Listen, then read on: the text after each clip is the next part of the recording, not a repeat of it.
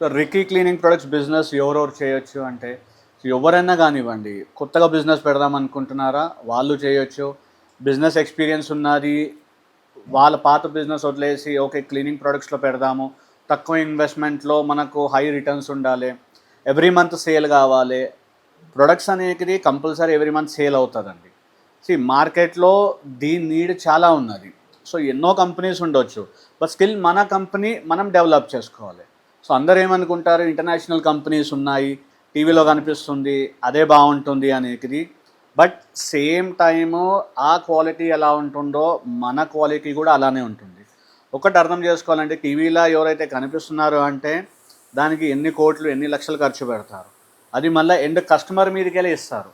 ఇప్పుడు అది for example product ఒక ప్రైస్కి వచ్చింది అనుకోండి, దానికన్నా ఒక 20-30% కాస్టింగ్ తక్కువ వస్తుంది కస్టమర్కి.